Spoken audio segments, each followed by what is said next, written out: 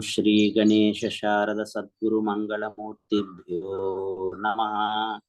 ओम सहना भवतु सहनौ भुनक्तु सह वीर्यं करवावहै तेजस्विनौ अधीतमस्तु मा विद्विषावहै। ओम शांति शांति शांतिः। ओम नारायणं पद्मभुवं वसिष्ठं शक्तिं च तत्पुत्र पराशरं च व्यासं शुकं गौडपदं महान्तं गोविन्दयोगीन्द्रमथास्य शिष्यं श्रीशङ्कराचार्यम् अथास्य पद्मपादं च हस्तामलकं च शिष्यं तं त्रोटकं वार्तिककारम् अन्यान् अस्मद्गुरून् सन्ततम् आनतोऽस्मि। श्रुतिस्मृतिपुराणानाम् आलयं करुणालयं नमामि भगवत्पादं शंकरं लोकशंकरं। शंकरं शंकराचार्यं केशवं बादरायणं सूत्रभाष्यकृतौ वन्दे भगवन्तौ पुनः पुनः।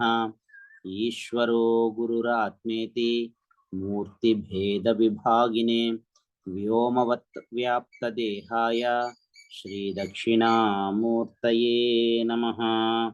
यैरिमे गुरुभिः पूर्वं पदवाक्य प्रमाणतः व्याख्याताः सर्ववेदान्ताः तान्नित्यं प्रणतोऽस्म्यहम्।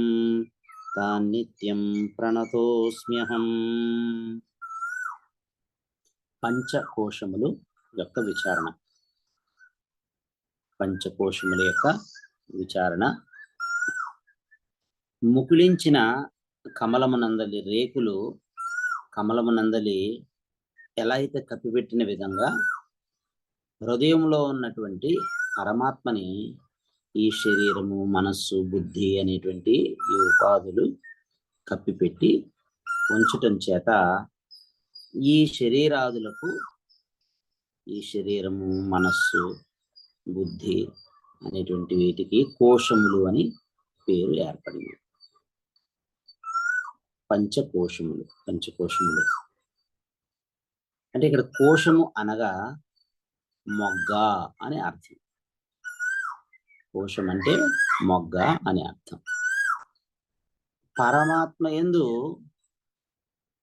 ఆనందమయ కోశము, విజ్ఞానమయ కోశము, మనోమయ కోశము, ప్రాణమయ కోశము, అన్నమయ కోశము అనేటువంటి కోశాలు, ఈ ఆనందాది కోశములు క్రమముగా ఒకదాని యందు ఒకటిగా ఆవరించి ఉండి పరమాత్మను కప్పి కూర్చుతూ ఉన్నాయి. ఇవి కప్పుతూ ఉన్నాయి. ఇటువంటి కోశములు 5 కోశములు. మొదటిది అన్నమయ కోశము, రెండవది ప్రాణమయ కోశము, మూడవది మనోమయ కోశము, నాలుగవది విజ్ఞానమయ కోశము, ఐదవది ఆనందమయ కోశం. కోశం అంటే మొగ్గ అని అర్థం. పరమాత్మ యందు ఆనందమయాది కోశాలు క్రమంగా ఒకదాని యందు ఒకటిగా ఆవరించుకొని ఉండి పరమాత్మను కప్పిపుచ్చుచూ ఉన్నాయి. ఇటువంటి కోశాలు 5: అన్నమయ కోశము, ప్రాణమయ కోశము, మనోమయ కోశము, బుద్ధి కోశము లేదా విజ్ఞానమయ కోశము, ఆనందమయ కోశం అనేటువంటి 5 కూడా కోశాలు. దానిలో మొదటిదైనటువంటి అన్నమయ కోశము. అన్నమయ కోశము అనగా శరీరము, ఈ స్థూల శరీరము. అన్నాత్ భూతాని జాయంతే అనేటువంటి కృష్ణ యజుర్వేద అంతర్గతమైనటువంటి తైత్రీయ శృతిని అనుసరించి ఈ శృతి ప్రకారము సర్వ ప్రాణులు కూడా అన్నం వల్లనే పుట్టుచు, అన్నం వల్లనే పెరుగుచు, అన్నం వల్లనే తిరిగి నశింపు అవడం. కాబట్టి ఈ అన్నమే పరమాత్మ స్వరూపమని, ఈ శరీరము అన్నం వలన పుట్టడం చేత ఈ శరీరము అన్నమయ కోశము అని భావం. పరమాత్మ స్వరూపమైనటువంటి అన్నము చే ఏర్పడింది కాబట్టి ఈ శరీరము పరమాత్మయే అని ఒకప్పుడు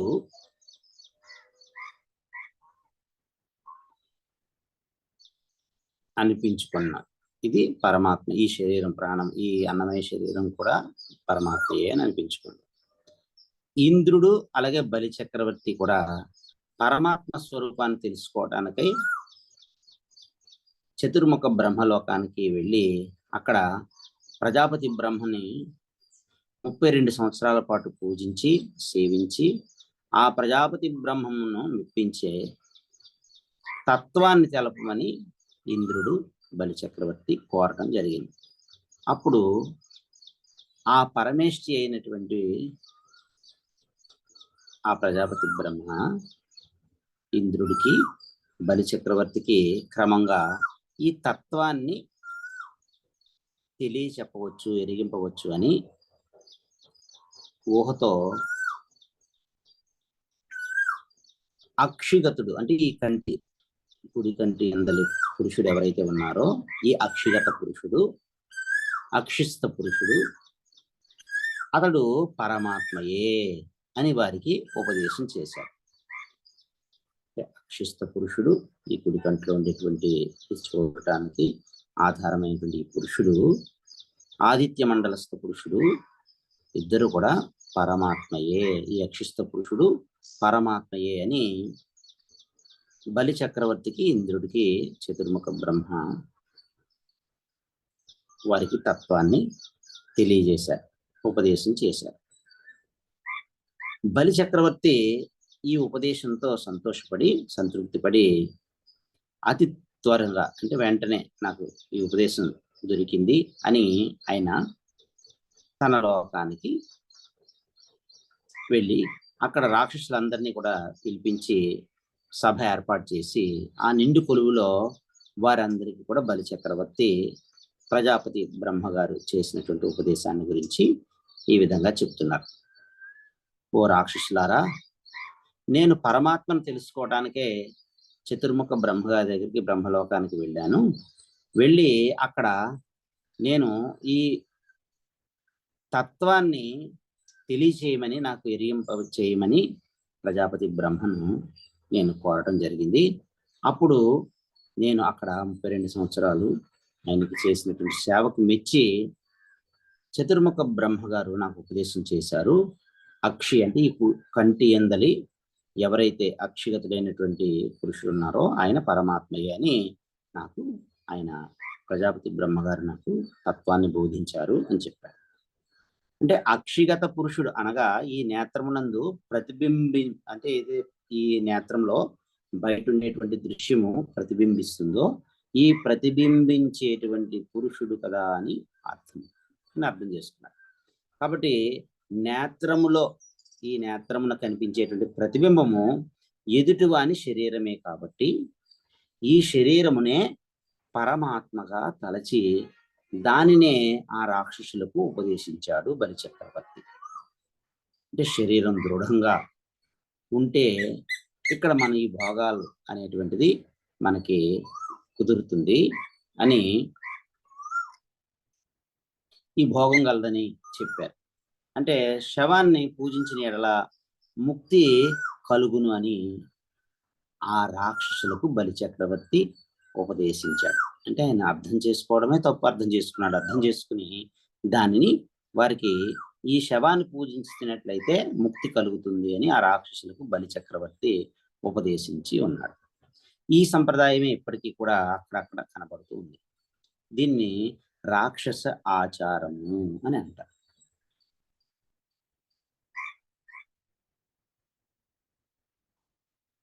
ఇటువంటి శరీరము ఆత్మగా కలిసినటువంటి వారు చార్వాకులు. చార్వాకు మతం అంటే వారు ఏది కనిపిస్తుందో అదే, అంటే భూమి, నీరు, అగ్ని, గాలి ఈ 4 ఉన్నాయి అని ఆకాశాన్ని ఒప్పుకున్నటువంటి వారు భౌతికవాదులు ఈ చార్వాకులు ఉన్నారు. వాళ్ళు రాక్షసులు కూడా వీళ్ళిద్దరూ ఇదే ఒప్పుకున్నారు. అంటే శరీరము ఆత్మ, శరీరమే ఆత్మ అని కలిసినటువంటి వాళ్ళు చార్వాకులు ఉన్నారు, రాక్షసులు మాత్రం వీళ్ళిద్దరు ఉన్నారు. కానీ ఇతర శాస్త్రకర్తలు శరీరము త్రికాలముల యందు లేదు అని చెప్పారు. ఇప్పుడు ఈ స్థూల శరీరం జాగ్రత్త అవస్థలోనే మనకు కనబడుతుంది, కలలో కనబడదు. అక్కడ సూక్ష్మ శరీరం ఉంటుంది. గాఢ నిద్రలో ఈ స్థూల శరీరం లేదు, సూక్ష్మ శరీరం లేదు, కేవలం కారణ శరీరం ఉంది. కాబట్టి ఈ శరీరము 3 కాలాల్లోనూ జాగ్రత్త, స్వప్న, సుషుప్తి కాలాల్లో లేదు. కాబట్టి మధ్యలో వచ్చి మధ్యలో పోతుంది. స్థూల శరీరం జాగ్రత్త అవస్థలో వస్తుంది, స్వప్నావస్థలో మాయమైపోతుంది, ఉండదు. స్వప్నావస్థలో సూక్ష్మ శరీరం వస్తుంది, అది గాఢ సుషుప్తిలో ఉండదు, జాగ్రత్త అవస్థలో ఉండదు. కారణ శరీరము గాఢ సుషుప్తిలో ఉంటుంది, అక్కడ స్థూల శరీరం ఉండదు, సూక్ష్మ శరీరం ఉండదు. జాగ్రత్త అవస్థలో స్థూల శరీరం ఉంటుంది, అక్కడ సూక్ష్మ శరీరం, కారణ శరీరం ఉండదు. కాబట్టి ఇది మధ్యలో వచ్చి మధ్యలో పోవడం చేత, ఉండకుండా పోవడం చేత దీనికి అంటే పుట్టడానికి పూర్వమునందును అలాగే మరణమునందు ఊర్ధ్వమును, అంటే మరణానికి ఊర్ధ్వమునందు, మరణానికి తర్వాత ఇది కనబడకుండా ఉండడం చేత ఆత్మత్వము లేదు అని నిర్ణయించారు. ఈ శరీరానికి ఆత్మత్వము లేదు, అంటే నిత్యత్వము లేదు, కాబట్టి ఇది సత్యము కాదు. ఇది సత్యము కాకపోతే అది ఆత్మ కాదు అని అక్కడ శరీరము ఆత్మ కాదు అనేటువంటి విషయం తేలింది. ఈ విధంగానే పుత్రులు అలాగే మిత్రులు, అంటే పుత్ర మిత్రాదులు ఎందలి ఆత్మత్వాన్ని కూడా యథార్థం కాదని మనం తెలుసుకోవాలి. నేను నా శరీరమే ఆత్మ కానప్పుడు నా పుత్రులు, బంధువులు, మిత్రులు ఇత్యాది యొక్క శరీరాలు కూడా ఆత్మ కాదు అని మనం తెలుసుకోవాలి అని చెప్పారు. కొందరు ఈ ఇంద్రియాలు అంటే కర్మేంద్రియ, జ్ఞానేంద్రియాలు ఏవైతే ఉన్నాయో ఈ ఇంద్రియములే దేవతలు అని అన్నారు. నేను చూచుచున్నాను, నేను వినుచున్నాను, నేను పలుకుచున్నాను అనేటువంటి ఇటువంటి వ్యవహారం చేత ఈ ఇంద్రియములు పరమాత్మయే అని కొందరు వాదిస్తూ ఉన్నారు. అంటే ఈ ఇంద్రియములే పరమాత్మ అని కొందరు వాదిస్తూ ఉన్నారు.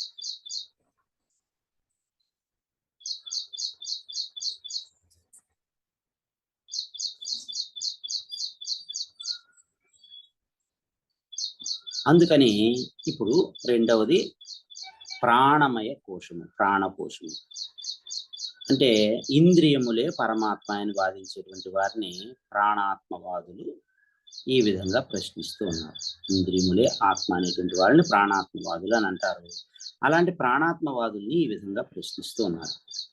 అంటే చక్షువు, శ్రోత్రము అంటే చెవి, చర్మము, కన్ను, నాలుక, ముక్కు, అలాగే వాక్కు, చేతులు, కాళ్ళు, అలాగే మూత్ర విసర్జనేంద్రియము, అలాగే మల విసర్జనేంద్రియము, అంటే 5 కర్మేంద్రియాలు, 5 జ్ఞానేంద్రియాలు. జ్ఞానేంద్రియము చక్షు, ఈ చెవి, శ్రోత్రము, దీనికి సంబంధము కర్మేంద్రియమైనటువంటి వాక్కు. ఇది శబ్దాన్ని ఉత్పత్తి చేస్తే ఇది శబ్దాన్ని గ్రహిస్తుంది. చెవి జ్ఞానేంద్రియము, ఈ వాక్కు కర్మేంద్రియము. అలాగే ఈ చర్మము జ్ఞానేంద్రియము, స్పర్శ తెలుసుకుంటుంది. ఇది వేడి, చల్లన, మెత్తనిది, గట్టిగా ఉంది అనేటువంటిది తెలుసుకుంటుంది చర్మము, స్పర్శ. దీనికి కర్మేంద్రియము చేతులు. కాబట్టి ఈ చర్మానికి చేతులకి సంబంధం. అలాగే జ్ఞానేంద్రియము కన్ను, ఈ కన్నుకి కాలుకి కర్మేంద్రియము కాలు, రెండింటికి సంబంధం. అలాగే ఈ జ్ఞానేంద్రియమైనటువంటి ఈ నాలుక, జిహ్వ, రుచిని తెలుసుకునేటువంటి జిహ్వకి, అలాగే మూత్రేంద్రియానికి అది కర్మేంద్రియము, ఈ నాలుక అనేటువంటిది జిహ్వేంద్రియము, జ్ఞానేంద్రియం, రెండింటికి సంబంధం. అలాగే జ్ఞానేంద్రియమైనటువంటి ముక్కుకి, అలాగే విసర్జనేంద్రియమైనటువంటి గుదానికి, ఈ రెండింటికి సంబంధం. అలా ఈ ఇంద్రియములు ఏవైతే ఉన్నాయో ఈ ఇంద్రియములు పరమాత్మ అని వాదించేటువంటి వాళ్ళని ప్రాణాత్మవాదులు అని అంటారు. ఈ ఇంద్రియాలే పరమాత్మ అనేటువంటి ఇంద్రియవాదుల్ని ప్రాణమే ఆత్మ అనేటువంటి ప్రాణాత్మవాదులు ఈ విధంగా ప్రశ్నిస్తున్నారు. నాయన, ఈ కన్ను మొదలైనటువంటి ఇంద్రియాలు, చక్షురాది ఇంద్రియాలు లేకున్నా కూడా మనం గాఢ నిద్రలో ఉన్నప్పుడు ఈ చక్షురాది ఇంద్రియాలు పనిచేయట్లేదు. అయినా ప్రాణం ఉంటే మనందరం జీవిస్తున్నాం. కాబట్టి ఈ చక్షురాది ఇంద్రియాలు లేకున్నా కూడా ప్రాణం ఉన్నట్లయితే మనం జీవించు ఉంటున్నాము. కాబట్టి ప్రాణమే పరమాత్మ అని ప్రాణాత్మవాదులు అంటున్నారు. కానీ ఇంద్రియాలు పరమాత్మ కాదని ఈ ప్రాణాత్మవాదులు ఇంద్రియాత్మవాదుల్ని త్రోసిపుచ్చారు. అంటే ఈ ప్రాణమే ఈ శరీరం నుండి ఈ ఇంద్రియములు చేసేటువంటి వాటి పనుల్ని, వ్యాపారాలని అందులో ఉండి ప్రేరేపించడం చేత ఈ ప్రాణమే ఆత్మ అని, ఈ ఇంద్రియములు ఆత్మ కాదు అని ఈ ప్రాణాత్మవాదులైనటువంటి హైరణ్య గర్భులు, అంటే హిరణ్య గర్భ సమష్టి ప్రాణం ఏదైతే ఉందో దానినే పరమాత్మగా భావించేటువంటి హైరణ్య గర్భ్యులు అనేటువంటి వాళ్ళు అంటూ ఉన్నారు. చివరికి తుదకు దీనికి అంటే ఈ ప్రాణానికి కూడా చైతన్యం లేకుండటం చేత ఈ ప్రాణము కూడా ఆత్మ కాదు అని దీన్ని త్రోసిపుచ్చారు. ఈ ప్రాణానికి అపానము, సమానము, ఉదానము, వ్యానము అనేటువంటి వృత్తులు ఉన్నాయి. అంటే ప్రాణమునకు ముఖ్య ప్రాణమైనటువంటి ప్రాణానికి అపానము, సమానము, ఉదానము, వ్యానము అనేటువంటి వృత్తులు, ఆలోచనలు, పనులు ఉన్నాయి. ఇవే ఈ అపాన, సమాన, ఉదాన, వ్యానాలు ప్రాణానికి, ఇవన్నీ కూడా అంటే ప్రాణ, అపాన, సమాన, ఉదాన, వ్యానాలు అనేటువంటి 5 వృత్తులు ఈ ప్రాణానికి 5 అవయవములు. ఈ ప్రాణము ఈ పరమాత్మ వలన పుట్టి ఉన్నది. ఈ ప్రాణము పుట్టడానికి కూడా కారణం ఎవరు? పరమాత్మే. కాబట్టి ప్రాణము పరమాత్మ వలన పుట్టి ఉన్నది. కాబట్టి పరమాత్మ శరీరం వంటి వాడు అనేటువంటి ఈ పరమాత్మ శరీరం వంటి వాడు అని, ప్రాణము ప్రతిబింబం వంటిది అని ఎరుంగవలయును అని చెప్తున్నారు. పరమాత్మ ఈ శరీరం వంటి వాడైతే ఈ ప్రాణం అనేటువంటిది అందులో ప్రతిబింబం వంటిది అని మనం తెలుసుకోవాలి, ఎరుంగవలయును అని చెప్తున్నారు. అంటే పూర్వజన్మంలో మనస్సుతో చేసినటువంటి కర్మమే ఈ ప్రాణాన్ని ఈ స్థూల శరీరంలోనికి పంపిస్తుంది. ప్రభు, ఒక రాజు, ఒక అధిపతి తన దేశమునందు అక్కడక్కడ తగినటువంటి అధికారులని నియమించి వారి ద్వారా తన దేశంలో ఏ విధంగా ఆయన పరిపాలన కొనసాగిస్తున్నారో, ఏ విధంగా ఎట్లు ఆయన పరిపాలించుకుంటున్నారో, ఈ ప్రాణం కూడా అదే విధంగా ఈ శరీరంలో ఉంటూ అక్కడక్కడ ఈ అపానము, సమానము, ఉదానము, వ్యానం అనేటువంటి వాళ్ళని, అంటే తన వృత్తుల్ని నియమించి ఈ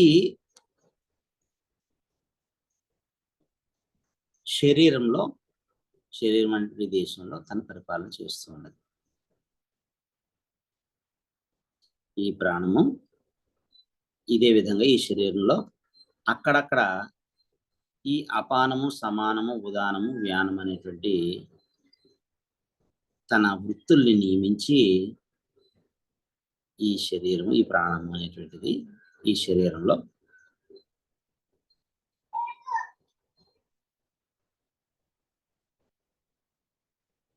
ఈ శరీరాన్ని కాపాడుతూ ఉన్నది. ఈ ప్రాణము కూడా అదే విధంగా ఈ శరీరంలో అక్కడక్కడ తన అపానాదులు అనేటువంటి తన వృత్తుల్ని నియమించి ఈ శరీరాన్ని కాపాడుతూ ఉంది. ప్రాణము హృదయమునందు ఉండి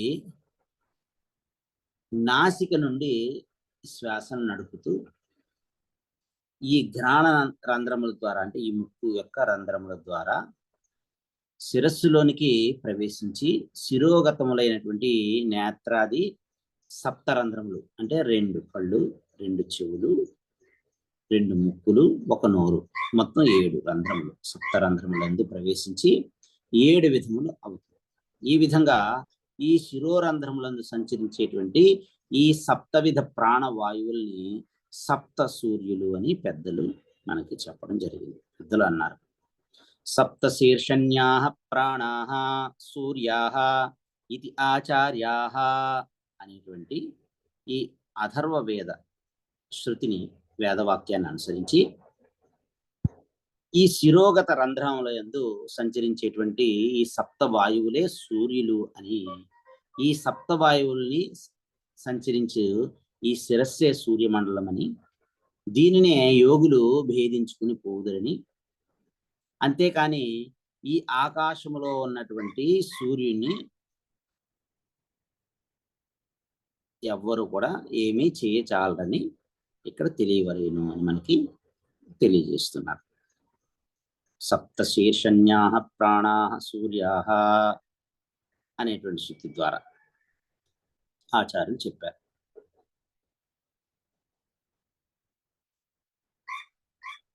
అపానం అనేటువంటి వృత్తి ఇది నాభి నుంచి కింద ఉండేటువంటి అధోభాగాన్ని నియమించి దాని ద్వారా మలమూత్రాదులను విసర్జింపజేస్తూ ఉంటుంది. ఇది అపానం అనేటువంటి ప్రాణం వృత్తి, దాని యొక్క పని. సమానం అనేటువంటి ప్రాణము నాభియందుండి, అంటే బొడ్డు నాభియందు ఉంటుంది. మనం ఏ ఆహారాన్ని అయితే భుజిస్తామో భుజించి ఉన్నటువంటి అన్నాన్ని, ఆ అన్న సారమైనటువంటి అన్నరసాన్ని మిగిలినటువంటి శరీర అవయవాలన్నింటికీ కూడా వాటి వాటి యొక్క పనులకు తగినట్టుగా శరీర అవయవాలకి సమానంగా తన పని, ఏవి ఎంత పని చేస్తున్నాయో, దేనికి ఎంత అవసరమో అంత సమానంగా పంచిపెడుతూ ఉంటుంది. కాబట్టి దీన్ని సమాన వాయువు, సమాన ప్రాణం అని అన్నారు. ఇక ఉదానము అనేటువంటి ప్రాణవృత్తి ఏం చేస్తుందంటే కంఠమునందు ఉంటుంది. కంఠమునందు ఉండి ఇది మనకు అక్కర్లేని పదార్థాన్ని వాంతి రూపంలో బయటికి పంపించేస్తుంది, లేదా త్రేన్పుల్ని కలిగిస్తుంది. మన అన్నం తిన్నప్పటికి చాలు అని ఒక త్రేన్పు వస్తుంది, అలా త్రేన్పుల్ని కలిగిస్తుంది. కంఠంలో ఉంటుంది, వాంతుల్ని త్రేన్పుల్ని కలిగిస్తూ ఉంటుంది. ప్రాణం పోయేటువంటి సమయంలో, ప్రాణోత్క్రమణ సమయంలో, మరణ సమయంలో ఈ ఉదానం అనేటువంటిది కంఠము నుండి తన స్వస్థానం అయినటువంటి కంఠం నుండి పైకి ఊర్ధ్వానికి చలిస్తుంది. అప్పుడు నాభి అందుండేటువంటి ఈ సమానము, అలాగే నాభికి క్రింద ఉండేటువంటి అధోభాగంలో ఉన్నటువంటి అపానము, ఆ రెండు కూడా మీదికి లేస్తాయి. ఈ సమానము అపానము మీదకి లేవడం వలన నాభిస్థానంలో ఉండేటువంటి సమానము అనే ప్రాణము, నాభికి క్రింద అధోభాగంలో ఉండేటువంటి అపానం అనేటువంటి ప్రాణము, ఈ రెండు పైకి కదలడం వలన, మీదికి లేవడం వలన ఏమవుతుందంటే, ఈ రెండు మీదకి లేవగానే శ్లేష్మము అంటే కఫము ఏదైతే ఉందో అది, శ్లేష్మ హృదయంలో ఉంటుంది కదా, ఆ హృదయానికి క్రింది భాగంలో ఉన్నటువంటి సమాన అపాన వాయువులకు ఏమవుతుందంటే హృదయం అనేది శ్లేష్మము మీదకి లేస్తుంది. హృదయానికి క్రింది భాగంలో ఉన్నటువంటి ఈ సమానం అనే ప్రాణము, అపానం అనేటువంటి ప్రాణము, వాటి యొక్క ఊపికి ఆ రెండు పైకి రావడం వలన హృదయంలో ఉన్నటువంటి శ్లేష్మం ఏమవుతుందంటే హృదయం నుంచి పైకి లేస్తుంది, మీదకి లేస్తుంది. లేచి కంఠాన్ని అడ్డగిస్తుంది. ఈ కంఠాన్ని అడ్డగించడం వలన ఈ శ్వాస అనేటువంటిది నిలిచిపోతుంది. ఈ ప్రాణవాయువు లోపలికి, ప్రాణవాయువుని గ్రహించడం అనేటువంటిది ఆగిపోతుంది, నిలిచిపోతుంది. అప్పుడు ఈ లోపట నాభిస్థానంలో ఉండేటువంటి జఠరాగ్ని, ఈ జఠరం అనేటువంటిది ఆరిపోతుంది, అగ్ని ఆరిపోతుంది. ఈ అగ్ని ఆరిపోవడం వలన అగ్ని ధర్మమైనటువంటి వేడి, ఊష్మము అనేటువంటిది లేకపోవడం వలన ఈ శరీరం ఒళ్ళంతా కూడా, ఈ వడలంతా కూడా చల్లబడిపోతుంది. అదే మనకి ఈ లోకంలో ప్రాణం పోవటము అని అర్థము చెప్తున్నారు. అంటే కంఠమనందలి ఉదాన ప్రాణము చెలించిన వెంటనే అధోభాగంలో ఉన్నటువంటి నాభిస్థానంలో ఉండేటువంటి సమానం అనే ప్రాణవాయువు, నాభికి కింద భాగంలో అధోభాగంలో ఉండేటువంటి అపానం అనేటువంటి ప్రాణవాయువు అవి చెలింపవు. అవి చెలించి మీదకి లేచిన వెంటనే లేస్తే ఏమవుతుందంటే హృదయంలో ఉన్నటువంటి ఈ శ్లేష్మము, ఈ కఫము అనేటువంటిది, ఈ కంఠబిలం ఏదైతే ఈ కంఠ యొక్క ద్వారం ఉంటుందో ఆ ద్వారాన్ని అడ్డగిస్తుంది. ఈ సమానము అపానము ఈ కంఠంలో ఉండేటువంటి ఈ ఉదాహరణ అనేటువంటి కదలకపోతే అవి యథాస్థానంలో వాటి స్థానంలోనే ఉంటాయి. అవి వాటి స్థానంలో ఉంటే హృదయంలో ఉండేటువంటి శ్లేష్మం అనేటువంటిది కంఠబిలం దగ్గరికి వచ్చి అడ్డగించదు. అప్పుడు అని ఈ శ్వాస అనేటువంటిది నిలిచిపోదు. అవి అడ్డం పడడం వల్ల ఈ శ్వాస నిలిచిపోతుంది. శ్వాసలు నిలిచిపోవడం వలన ఈ జఠరాగ్ని అనేటువంటిది ఆరిపోతుంది. ఎప్పుడైతే యథాస్థానంలో ఈ ఉదానం ఉన్నదో సమానము అలాగే అపానము వాటి స్థానంలో ఉంటాయి. ఉండటం వలన ఈ హృదయంలో ఉండేటువంటి శ్లేష్మం అనేటువంటిది కంఠాన్ని అడ్డగించదు. కంఠాన్ని అడ్డగించకపోతే శ్వాస మానడం అనేటువంటిది జరగదు. అది జరగకపోతే ఈ జఠరం అనేటువంటిది ఆరిపోదు. ఈ జఠరం ఎప్పుడైతే ఆరిపోలేదో ఈ ఒళ్ళు అనేటువంటిది చల్లబడదు. అప్పుడు కానీ ఈ ప్రాణం అనేటువంటిది పోవదు. కాబట్టి ప్రాణం పోవడానికి ఉదానము కదలడమే ప్రధాన కారణమై ఉంటుందన్నమాట.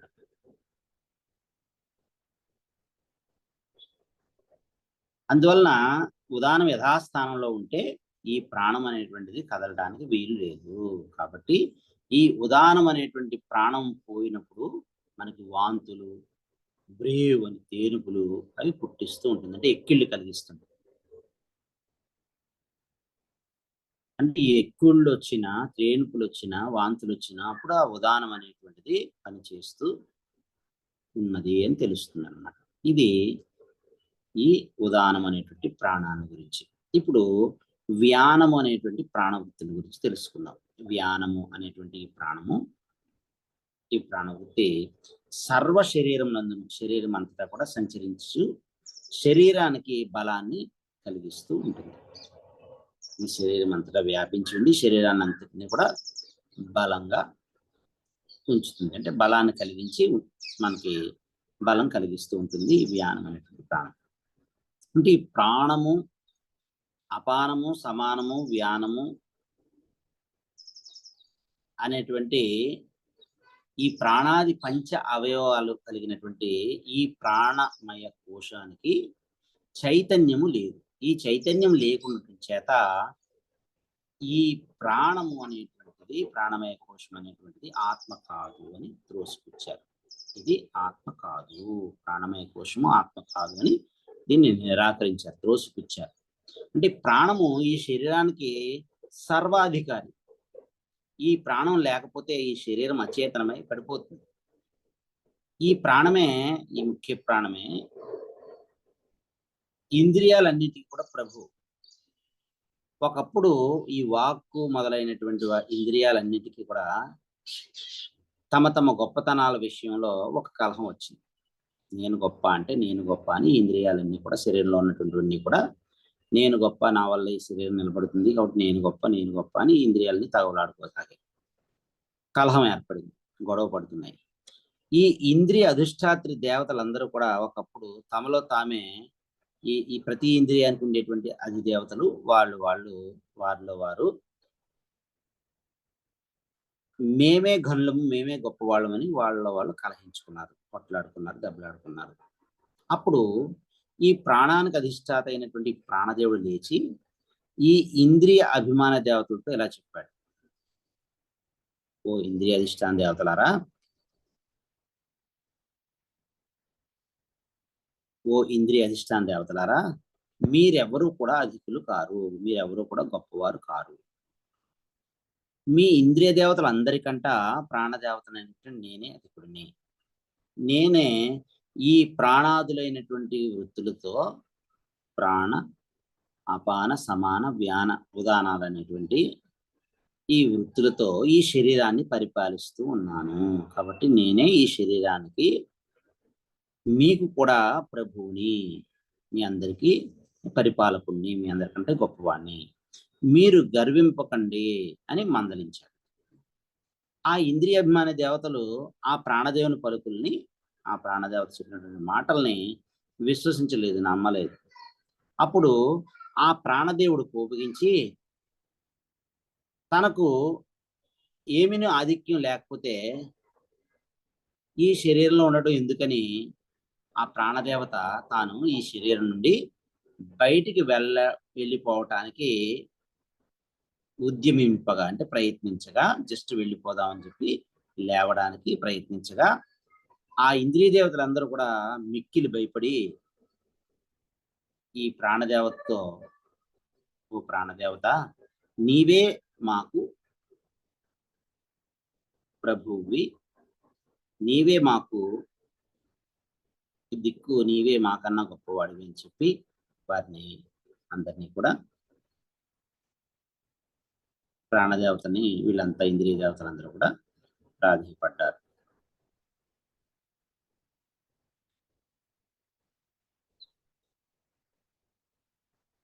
ఓ ప్రాణదేవత, నీవే మా ఇంద్రియ దేవతలందరికన్నా గొప్పవాడివని ఆ ప్రాణదేవుణ్ణి పొగిడి కదలకుండా ఉండమని, ఈ శరీరంలోనే ఉండమని, మమ్మల్ని రక్షించమని ప్రార్థించారు. కాబట్టి ఈ ప్రాణదేవుడు ఇంద్రియ దేవతల కంటే కూడా, అంటే ఇంద్రియ అభిమాన దేవతల కంటే కూడా ఘనుడు, గొప్పవాడని మనకు తెలుస్తుంది.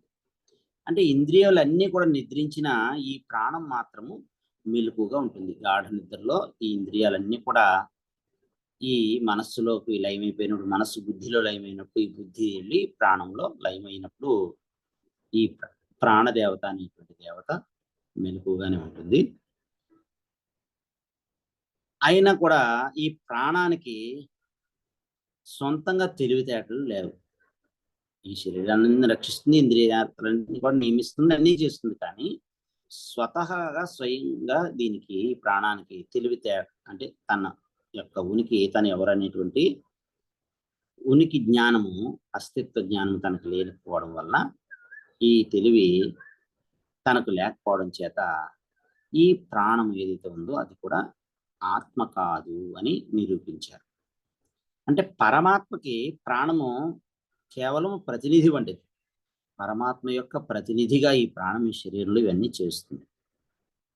ఈ వృత్తాంతం ద్వారా పరమాత్మను తెలుసుకొనగలుగుతాము.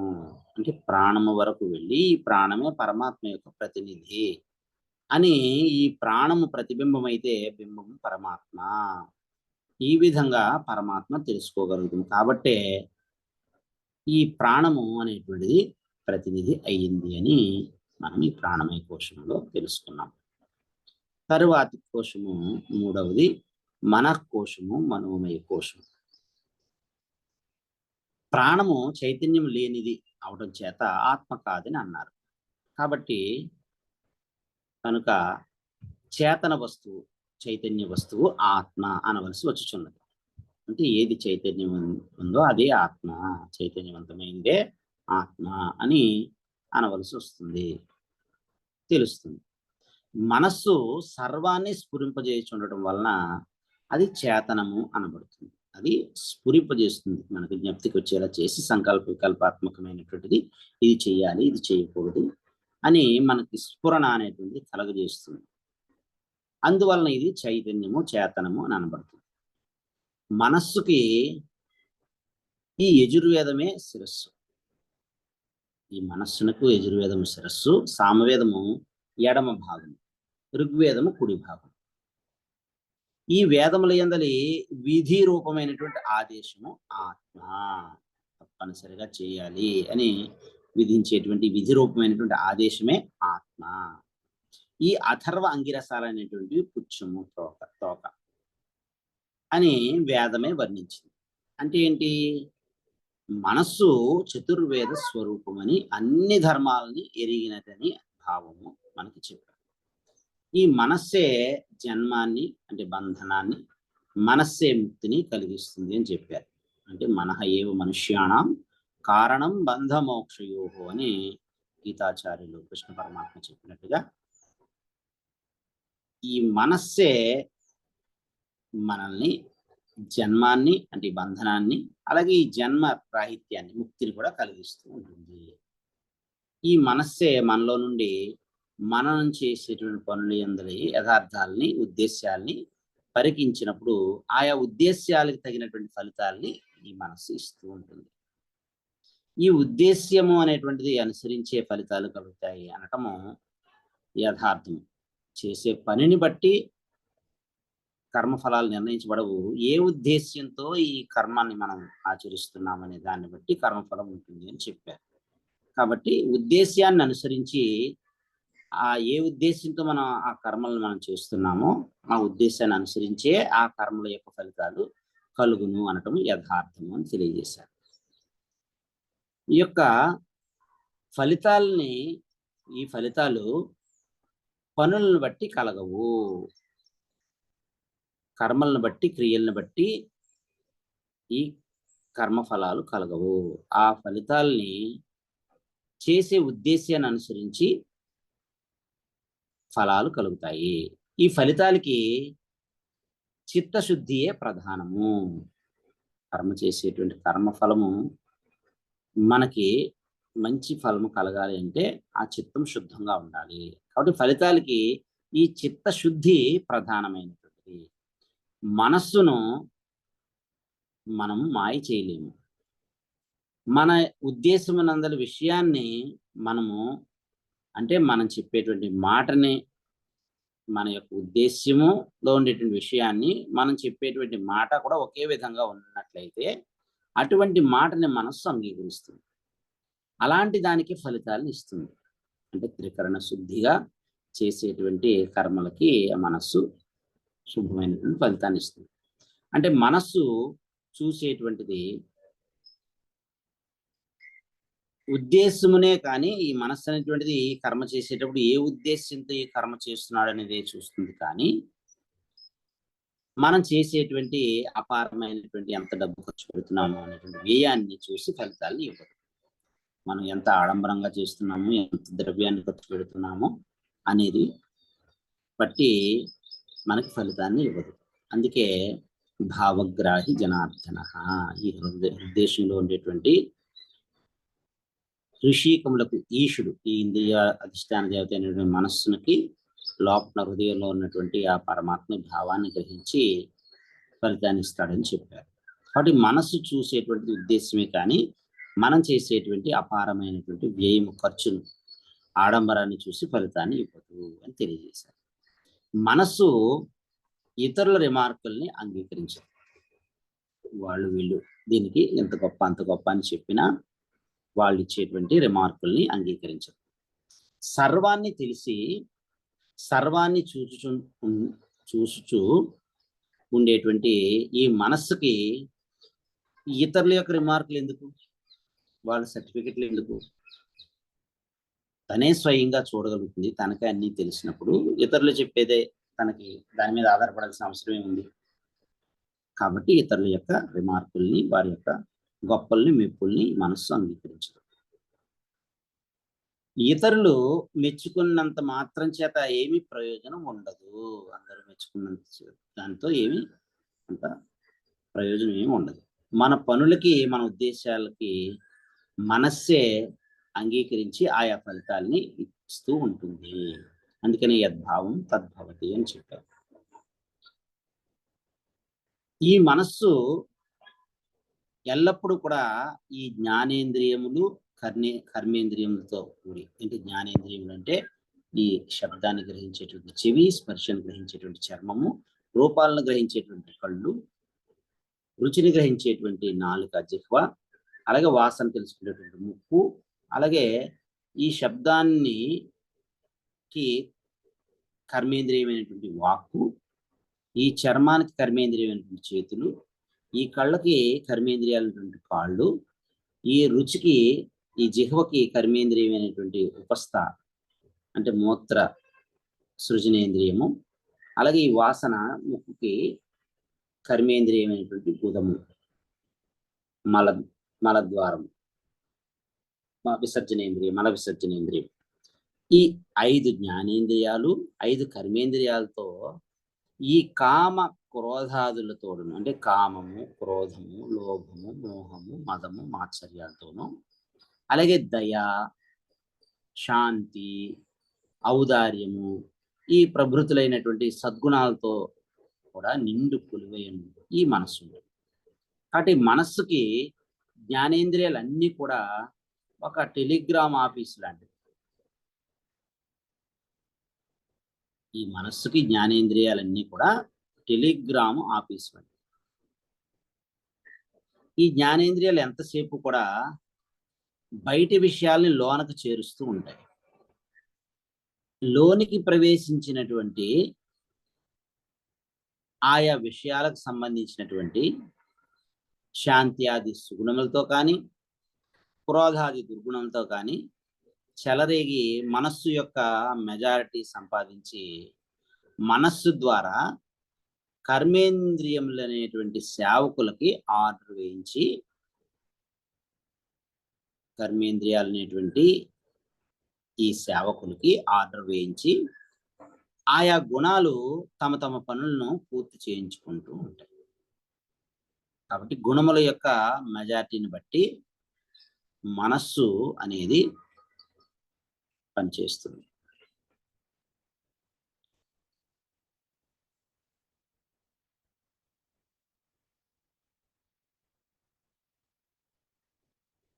ఈ మనస్సు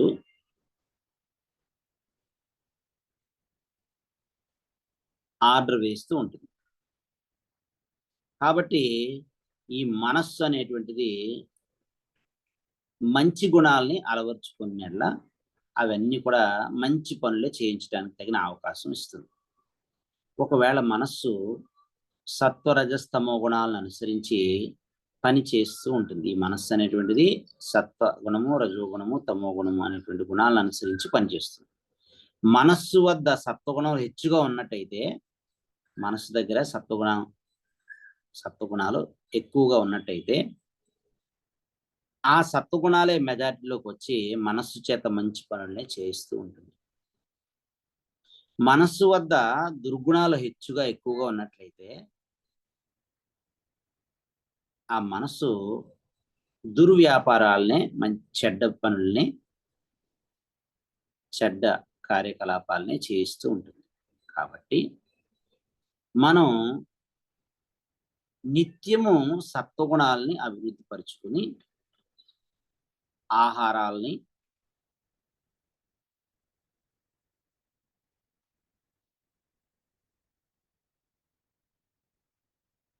మనం భుజిస్తూ ఉండాలి. అంటే సాత్వగుణాన్ని కలిగించేటువంటి, సత్వగుణాన్ని అభివృద్ధి పరిచేటువంటి ఆహారాల్ని మనం ప్రయత్నపూర్వకంగా భుజించవలెను. ఆహారానికి మనస్సునకు ఎటువంటి సంబంధం ఉంది అని అంటే, కట్టెలకి అంటే కర్రలకి, అగ్నికి ఉన్నటువంటి సంబంధం ఉంది. ఆహారానికి మనస్సుకి, ఈ కట్టెలకి అగ్నికి ఉన్నటువంటి సంబంధమే ఉంది.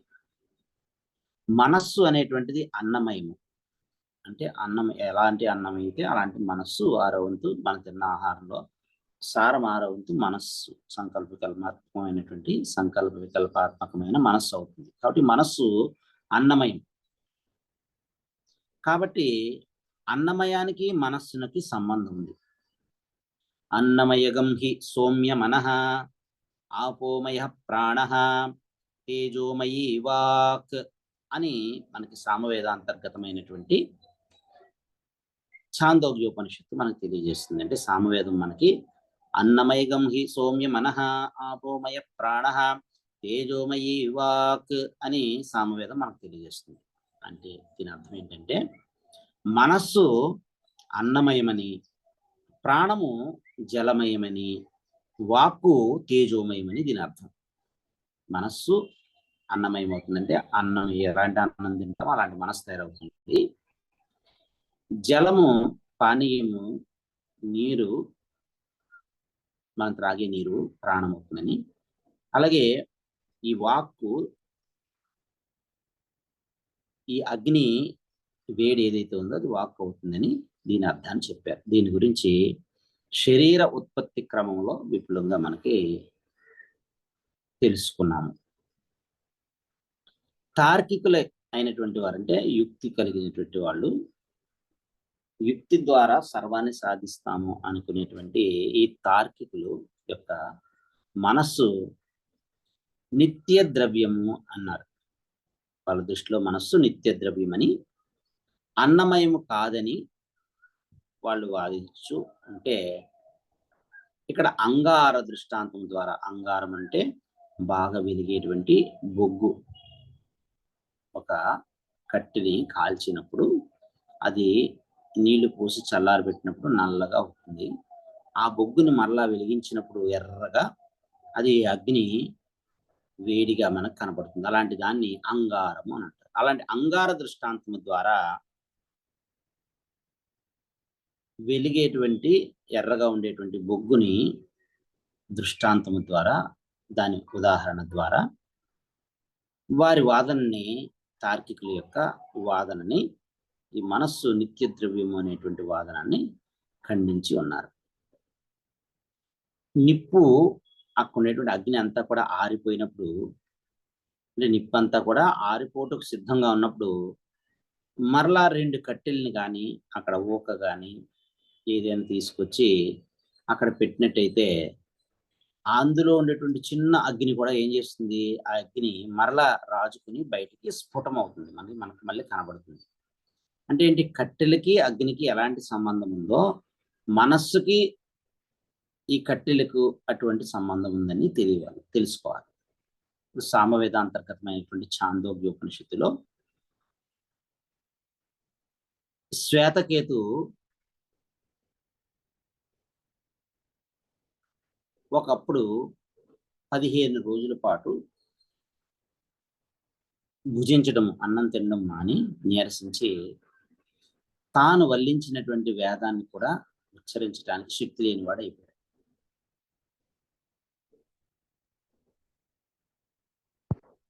అంటే తాను చదివి వల్లించగలిగినటువంటి వేదం అంతా కూడా 15 రోజులు ఆహారం తినకపోవడం వలన, భుజించకపోవడం వలన నీరసించి తాను నేర్చుకుని వల్లించగలిగినటువంటి వేదాన్ని కూడా ఉచ్చరించడానికి శక్తి లేనివాడై వేదాన్ని అంతా కూడా మరిచిపోయాడు ఈ శ్వేతకేతు. మరలా ఆయన ఆహారాన్ని భుజించమని తండ్రి చెప్పగానే, ఆహారాన్ని భుజించగానే ఆ అన్నశక్తి దానిలోకి వెళ్ళి ఆకలి తీరి ఆ శ్వేతకేతు యొక్క మనస్సు పుష్టిని పొంది ఆ ఆహారముతో, అన్నముతో పుష్టి పొందినటువంటి మనస్సుతో తత్క్షణమే ఆ శ్వేతకేతువు తాను మరిచిపోయినటువంటి వేదాన్ని తిరిగి స్మరింపగలిగాడు. కాబట్టి మనస్సును కూడా అన్నమయమని వేదము తెలుపుతుంది. అన్నమయం హి సౌమ్య మనః అని మనకి సామవేదము తెలియజేస్తుంది. అంటే సత్వగుణములను అభివృద్ధి చేసుకోవడానికే కదా మునులందరూ కూడా సాత్విక ఆహారాన్ని భుజిస్తూ ఉన్నారు. కనుకనే రాక్షసులు అల్లరి చేసి వారిని ఎంత ఇబ్బంది పెట్టినా, హింసించినా, వారి యొక్క జపతపాదులకి, ధ్యానాలకి, అనుష్ఠానానికి అడ్డంకులు కలిగించిన వాళ్ళు సహనంతోనే ఉండగలిగారు.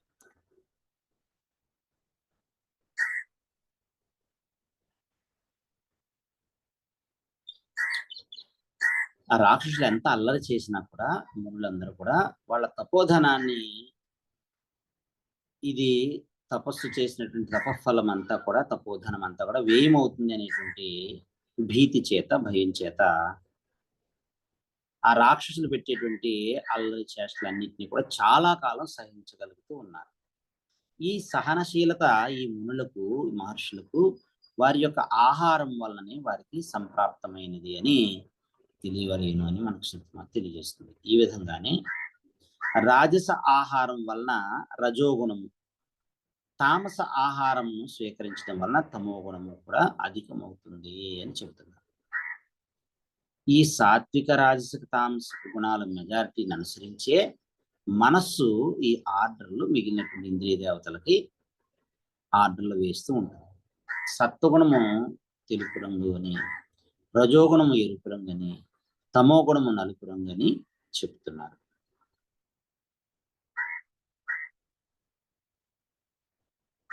ఈ తెలుపు,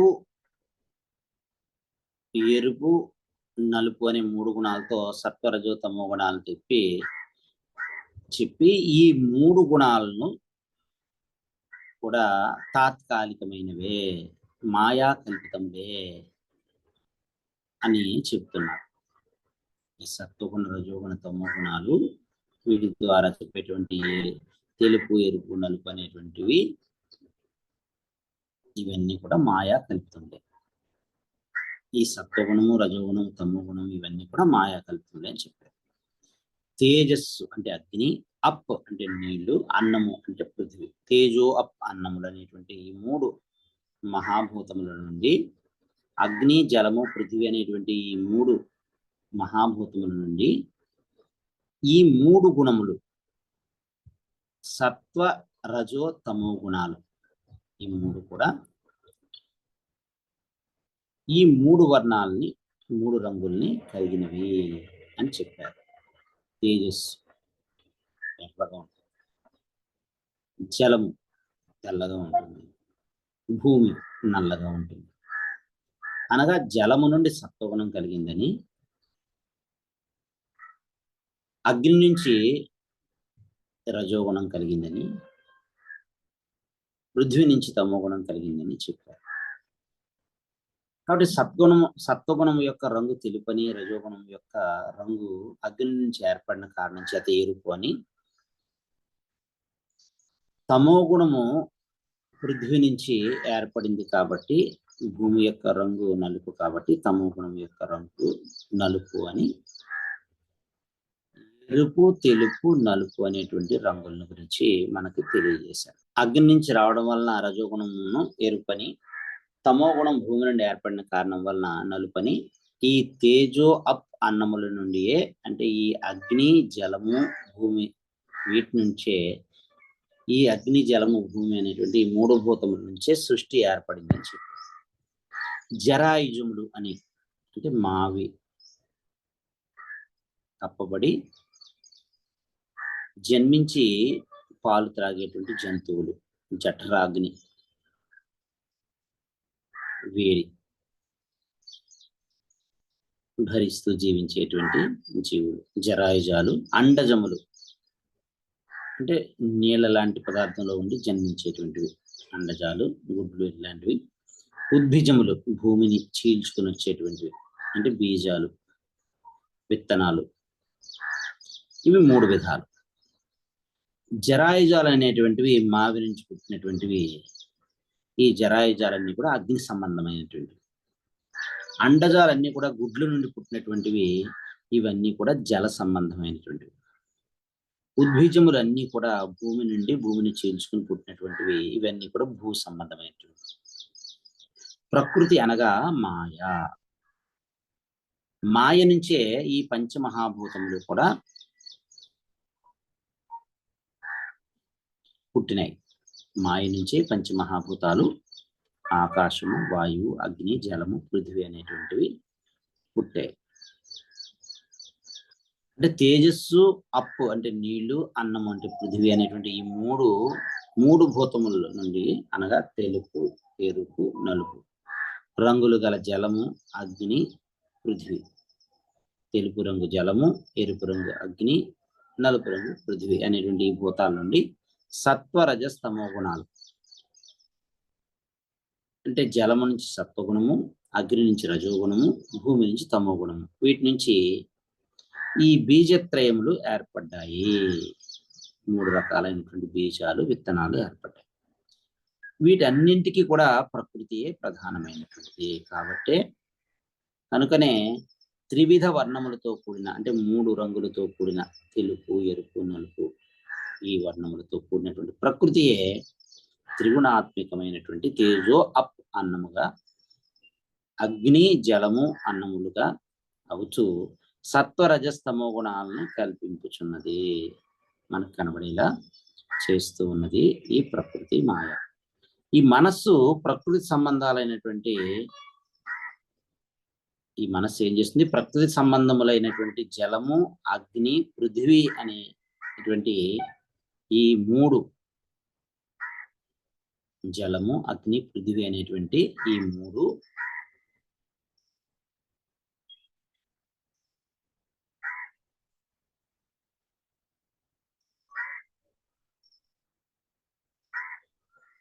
అగ్ని, అదే జలము, అగ్ని, పృథివీ అనేటువంటి ఈ త్రివిధ భూతముల నుండి పుట్టినటువంటి సత్వ రజస్తమో గుణములతో కూడినటువంటి తెలుపు, ఎరుపు, నలుపు అనేటువంటి రంగులతో కూడిందే ఈ తేజో అన్నముల నుండి పుట్టినటువంటి జరాయుజములు, అండజములు, ఉద్భిజములు. అగ్ని తత్వమైనటువంటి అగ్ని నుంచి పుట్టిన జరాయుజాలు, జలము సంబంధమైనటువంటి జలం నుంచి పుట్టినటువంటి అండజములు, భూమి సంబంధమైనటువంటి దాన్ని పుట్టినటువంటి ఉద్భిజములు, చెట్లు, మొక్కలు, ఇట్లాంటివి అన్ని. ఈ త్రివిధ సృష్టిని మనం పరికించినట్టయితే, జాగ్రత్తగా పరిశీలించినట్టయితే మనం పరికించి చూడాలని పరికించుచుండుననియు ఇది అంతా కూడా మాయా కల్పితమనియు తెలియవలేను. ప్రకృతి కల్పితమైనటువంటిది, మాయా కల్పితమైనది మనందరం కూడా తెలుసుకోవాలని చెప్తున్నారు. ఇలాంటి మనస్సుకు కామాది అవస్థలు ఉండటం చేత దీనిని ఆత్మ కాదు అని అన్నారు. కాబట్టి ఈ మనోమయ కోశం కూడా ఆత్మ కాదు అని తెలియజెప్పారు. తర్వాతి కోశము 4వది విజ్ఞాన కోశం లేదా విజ్ఞానమయ కోశం. దీన్నే అహంకారము అని. ఈ విజ్ఞానమయ కోశమే అహంకారం. మనస్సు విజ్ఞాన కోశానికి ఒక అవయవం వంటిది. మనస్సు అనేటువంటిది ఈ విజ్ఞానమయ కోశానికి, ఈ అహంకారానికి ఒక అవయవము వంటిది, ఒక పరికరం వంటిది. కాబట్టి మనస్సు ఆత్మ అనటానికి వీలు లేదు. కాబట్టి మనస్సు ఆత్మ అనడానికి వీలు లేదు. విజ్ఞానమయమైనటువంటి అహంకారము ఆత్మ అనవలేను అని కొందరు అంటున్నారు. ఈ విజ్ఞానమయమైనటువంటి అహంకారము ఆత్మ అనాలి అని అంటున్నారు. ఈ అహంకారము ఎప్పుడెప్పుడైతే నిద్రయందు లయము పొందుతుందో, ఈ అహంకారము నిద్రయందు లయం పొందటం చేత ఈ శరీరము చైతన్యరహితమై కట్టెవలే, ఒక కర్ర వలె, ఒక దుంగ వలె పడి ఉన్నట్టుగా కనబడుతుంది. అంటే జాగ్రత్త అవస్థ యందు మనం నిద్ర లేచి ఈ జాగ్రత్త ప్రపంచంలో, ఈ భూతాకాశంలో మన యొక్క వ్యావహారికమైనటువంటి కార్యములను, కర్తవ్యములను నిర్వర్తిస్తున్నప్పుడు జాగ్రత్త అవస్థ యందు ఈ అహంకారము శరీరమందు అంతటా వ్యాపించి అచేతనంగా తోచేటువంటి శరీరమును చైతన్యముతో అంటే చేతనంతో కూడినదిగా చేస్తుంది. ఒక కరెంట్ బల్బు ఈ శరీరం అనుకుంటే అక్కడ స్విచ్ అహంకారం అనేటువంటి ఈ యొక్క ఈ చేతనము ఈ బల్బులోనికి వచ్చినప్పుడు ఈ జాగ్రత్త అవస్థలో ఈ బల్బు ఎలా వెలుగుతుందో అలా ఈ అహంకారం అనేది శరీరం అంతా వ్యాపించి ఉండడం చేత ఈ శరీరం చైతన్యవంతంగా తోస్తుంది.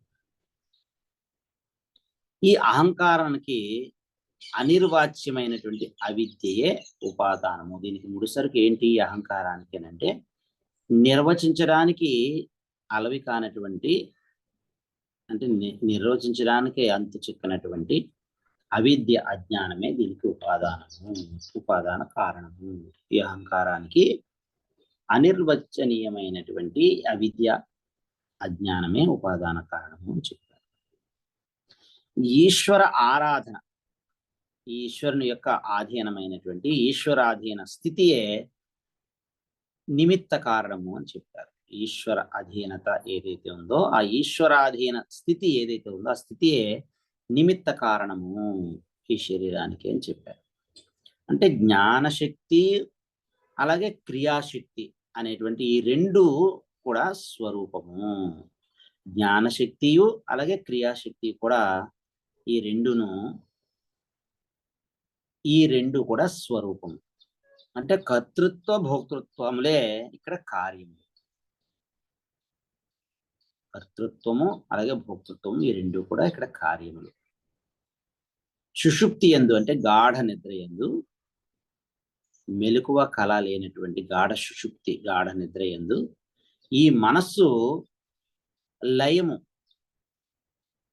పొందటం చేత ఈ అహంకారం అనేటువంటిది కూడా లయమును పొందుచు ఉన్నది.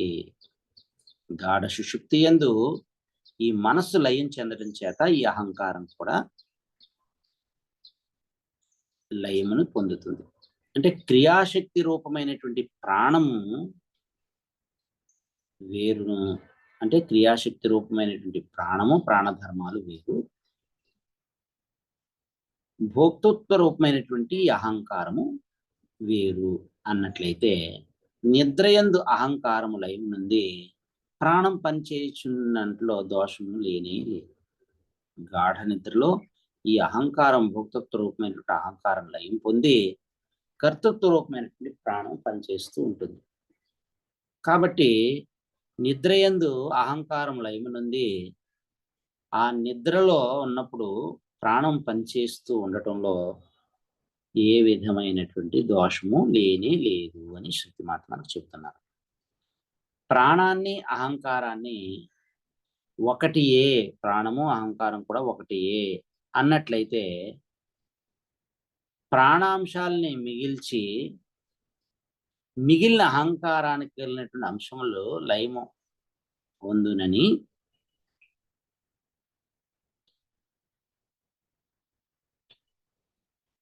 చెప్పవలసి వస్తుంది. అంటే ఈ అహంకారానికి శ్రద్ధ, ఋతము, సత్యము, యోగము, మహము అంటే మహాత్మ్యం, అహము అనేటువంటి ఈ 5 అవయవాలు ఉన్నాయి. అహంకారానికి 5 అవయవాలు ఉన్నాయి. 1 శ్రద్ధ, 2 ఋతము, 3 సత్యము, 4 యోగము, 5 మహము, మహాత్మ్యం అనేటువంటి 5 అవయవాలు ఉన్నాయి. శ్రద్ధ అంటే భగవంతుడు ఉన్నాడు అనేటువంటి విశ్వాసం.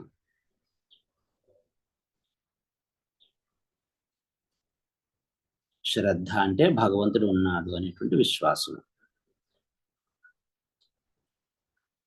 అంటే ఈశ్వరుని యందు, ఈశ్వరుని యొక్క నిశ్వాసమైనటువంటి వేదమునందు, గురువు యందు, గురువు యొక్క ఉపదేశమునందు విశ్వాసం, అచంచలమైనటువంటి విశ్వాసం కలిగినటువంటి వాడు ఎవరైతే ఉన్నారో ఆ విశ్వాసం కలిగి ఉండటాన్నే ఇక్కడ శ్రద్ధ అని అన్నారు. శ్రద్ధ అంటే భగవంతుడు ఉన్నాడేటువంటి విశ్వాసం. వస్తు స్వరూపము ఉన్న దానిని ఉన్నట్లుగా చింతించటము రితము. ఉన్న వస్తువుని యథార్థముగా ఉన్నది ఉన్నట్టుగా చింతించటము, ఆలోచన చేయగలగటము రితము. అంటే సత్య వస్తువును ఉన్నది ఉన్నట్టుగా అనుభవపూర్వకంగా తెలుసుకోగలగటము రితము. యథార్థాన్ని భాషించటము సత్యం. ఉన్న యథార్థాన్ని బయటికి మాట్లాడితేది సత్యము. అనుభవపూర్వకంగా నాలో నేను తెలుసుకుంటే అది రితము. మనస్సుకు కలిగేటువంటి ఏకాగ్రత్వం ఏదైతే ఉందో అది యోగం. మనస్సు సంకల్ప వికల్పాత్మకమైనటువంటి మనస్సు, పరిపరి విధాలు పోయేటువంటి మనస్సు, అనేకాగ్రమైనటువంటి మనస్సు విశ్వాసం చేత, ఈ రితము చేత, సత్యము చేత ఏకాగ్రమై నిశ్చలమై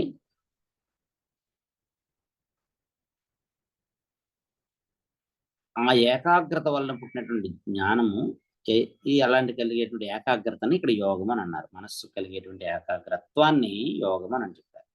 ఇలాంటి యోగం వలన పుట్టినటువంటి జ్ఞానాన్ని ఇక్కడ మహము అని చెప్పారు. గొప్పతనం, మహాత్మ్యం.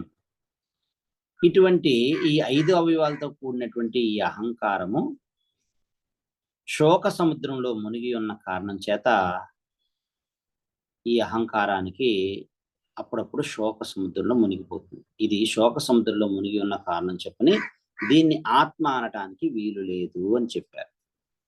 దీనికి సామవేదంలో, సామవేదాంతర్గతమైనటువంటి ఛాందోగ్య ఉపనిషత్తులో వేదవాక్యంలో ఇలా చెప్పారు. శోకం తరతి చ ఆత్మవిత్, శోకం తరతి ఆత్మవిత్.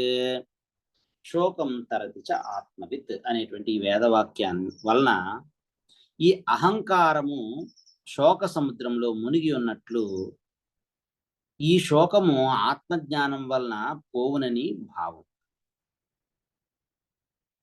నారదుల వారు సనత్ కుమారుల వారికి, నాకు ఈ శోకము పోలేదు, ఆత్మను తెలుసుకున్నటువంటి వాడికి శోకం పోతుందని తెలుసుకున్నాను, కాబట్టి అలాంటి ఆత్మ విద్యను నాకు బోధించండి అని నారద మహర్షి సనత్ కుమారుల వారిని ప్రార్థించినప్పుడు చెప్పినటువంటి వేదవాక్యం ఇది. శోకం తరతి చ ఆత్మవిత్ అని.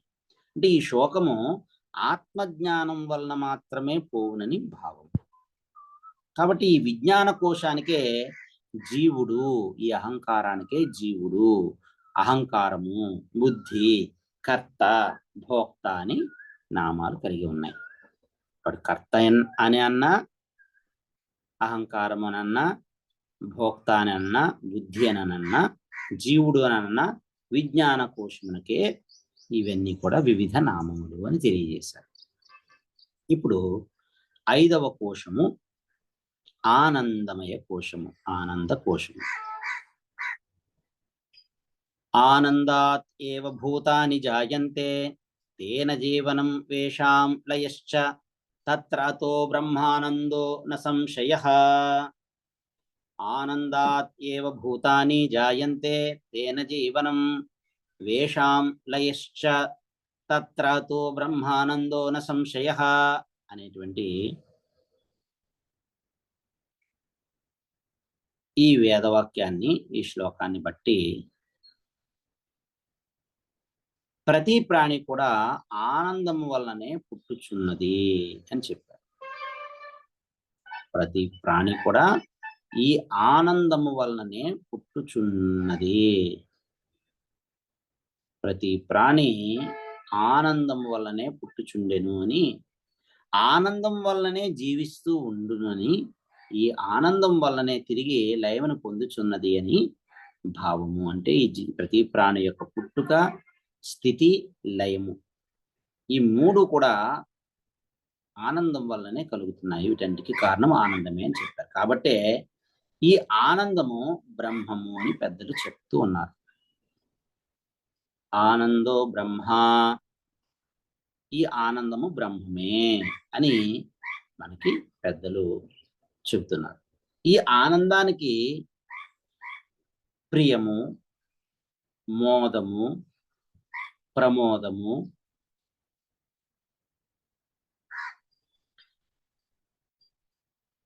కారణ ఆనందము, ఆత్మ ఆనందము అనేటువంటి ఈ 5 అవయవములు కలవు. ఆనందానికి ప్రియము, మోదము, ప్రమోదము, కారణ ఆనందము, ఆత్మానందం అనేటువంటి 5 అవయవములు కలవు. ఇష్ట వస్తువు కనబడిన వెంటనే తనకు కలిగేటువంటి ఆనందాన్ని ప్రియము అని అంటారు.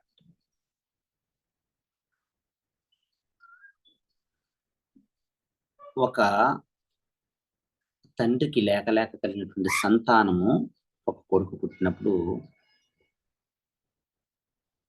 ఆ ఇష్ట వస్తువు కనబడితే, ఎప్పుడో తప్పిపోయాడు పుష్కరాల్లో, ఎప్పుడో గంగా పుష్కరాల్లో ఆయన కనబడకుండా వెళ్ళిపోయాడు, గోదావరి పుష్కరాల్లో ఆయన కనబడ్డాడు అనుకోండి దూరం నుంచి, అప్పుడు వెంటనే తనకు కలిగేటువంటి ఆనందాన్ని ప్రియము అని అంటారు. అంటే ఇష్ట వస్తువు కనబడిన వెంటనే తనకు కలిగేటువంటి ఆనందాన్ని ప్రియము అని అంటారు.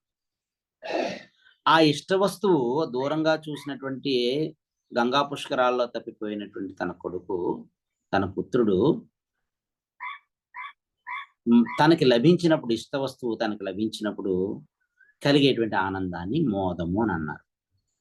దూరం నుంచి చూసినప్పుడు కలిగే ఆనందాన్ని ప్రియమని, అది తన చెంతకు చేరినప్పుడు ఆ ఇష్ట వస్తువు లభించి తనకి లభ్యమైనప్పుడు కలిగేటువంటి ఆనందాన్ని మోదము అని చెప్పారు. ఆ ఇష్ట వస్తువు తను అనుభవించగలిగిన నాడు దాన్ని, ఆ ఆనందాన్ని ప్రమోదము అని అన్నారు. ఆ ఇష్టమైనటువంటి తప్పిపోయినటువంటి ఆ కొడుకు తనకు దొరికి తన దగ్గరికి వచ్చి తన్ని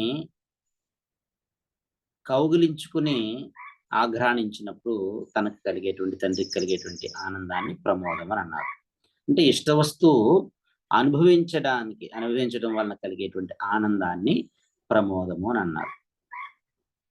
ఇప్పుడు 4వది అయినటువంటి కారణ ఆనందము. కారణ ఆనందం అనగా అజ్ఞానమే.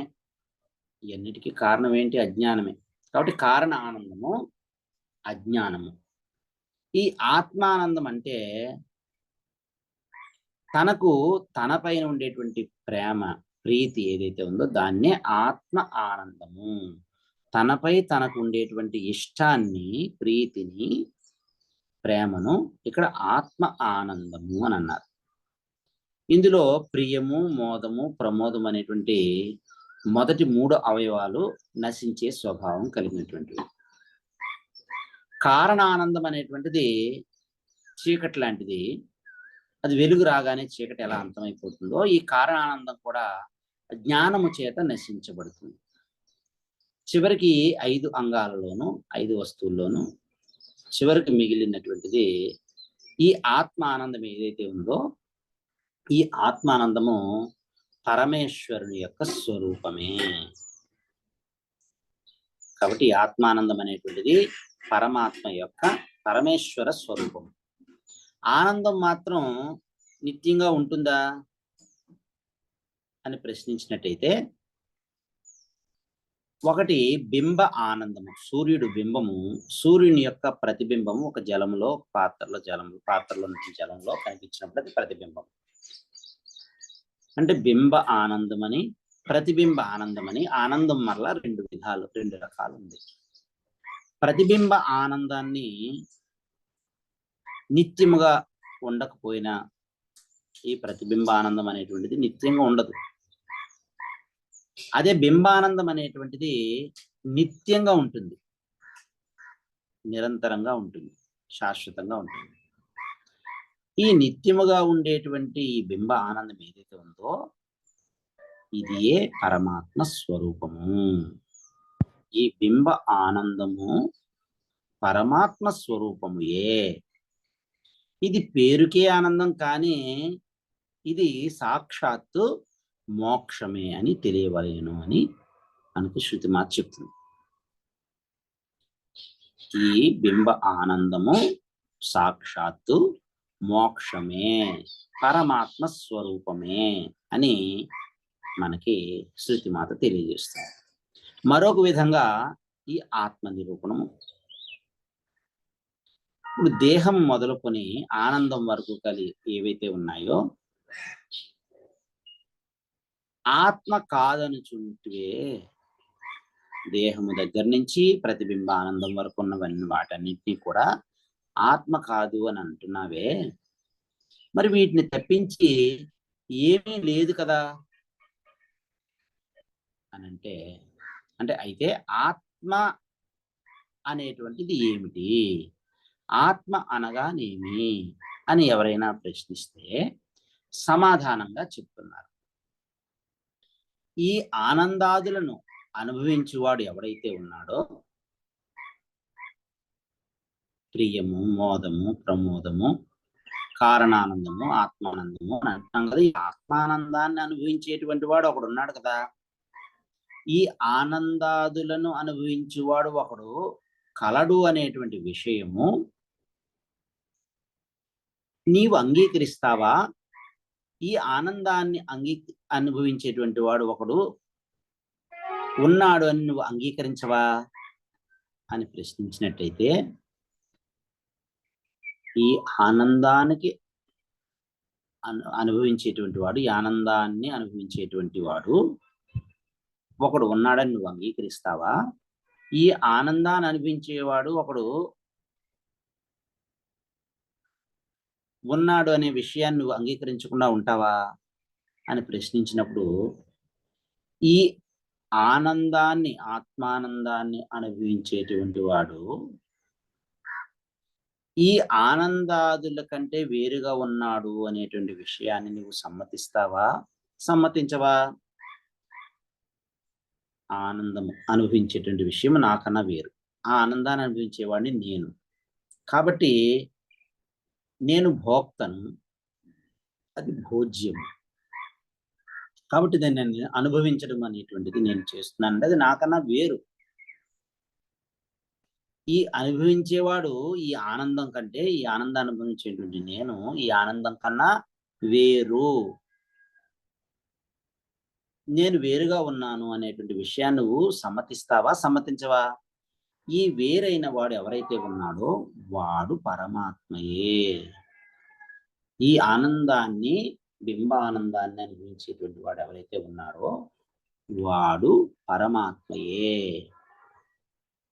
తాను అంటే ఆ పరమాత్మయే వీడు.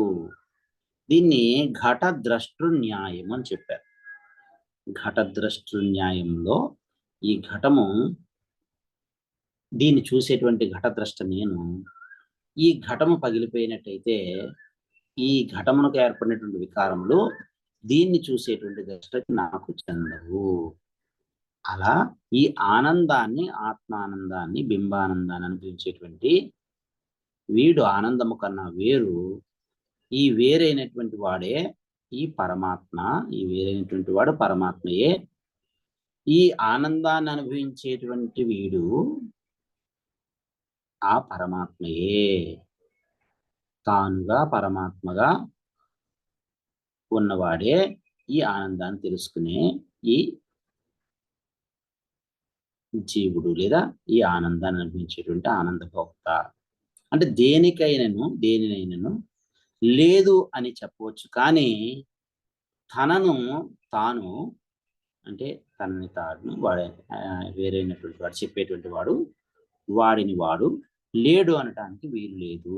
నేను లేను అని అన్నప్పుడు, నేను మూగవాణ్ణి అని నేను నోటితో మాట్లాడాను అనుకోండి, వదతో వాగ్దోషం అని అంటారు. అంటే ఏది నేను మాట్లాడుతూ ఉన్నానో ఆ మాట్లాడటమే నేను మూగవాణ్ణి కాదు అని చెప్పడానికి ప్రమాణం అయిపోతుంది. కాబట్టి తనను తాను వాడు లేడు అనటానికి వీలు లేదు. తానును లేని ఎడ్ల నేను లేకపోతే ఇక ఎదుటివాడు చెప్పువాడు ఎవడో ఉంటాడు? నేనే లేకపోతే ఎదుటివాడు చెప్పేవాడు ఎక్కడుంటాడు? కాబట్టి తాను పరమాత్మయే. తాను ఉంటేనే సర్వము ఉంటుంది. తాను లేకపోతే ఇది ఏది కూడా లేదు. సర్వమునకు పరమాత్మ మూలమైనట్లే సర్వమునకు మూలము తానే నేను. అదే రమణ భగవానులు కూడా నేను అనే దాన్ని తెలుసుకుంటే సర్వము తెలియబడుతుంది అని చెప్పేవారు. నాను యారు, నేను ఎవరు? ఆ నేను తాను లేకపోతే ఏదీ లేదు. సర్వమునకు పరమాత్మ మూలమైనట్లే సర్వానికి కూడా ఈ బింబ ఆనందాన్ని అనుభవించేటువంటి తానే మూలము. ఏది లేకున్నా తాను ఉంటాడు. ప్రతి వ్యక్తి కూడా అంగీకరించి తీరవలేను అని శృతిమాత మనకు చెప్తుంది. అంటే తానే లేకపోతే ప్రతివాది ఎవడుంటాడు? ప్రతివాది వేరేవాడు, మాట్లాడేవాడు, అడిగేవాడు. కాబట్టి తాను పరమాత్మ స్వరూపుడననే, నేను పరమాత్మ స్వరూపుడినే అని భావించాలి. అహం బ్రహ్మ అస్మి, నేను బ్రహ్మనే అయ్యున్నాను అని తెలుసుకోవాలి. దీన్నే ఇక్కడ ఒక శ్లోకంతో తెలియజేస్తున్నారు. కీదృక్ తర్హి ఇతి చేత్ పృచ్ఛేత్ ఈదృక్తా నాస్తి తత్ర హి యత్ అనీదృక్ అతాదృక్ చ తత్స్వరూపం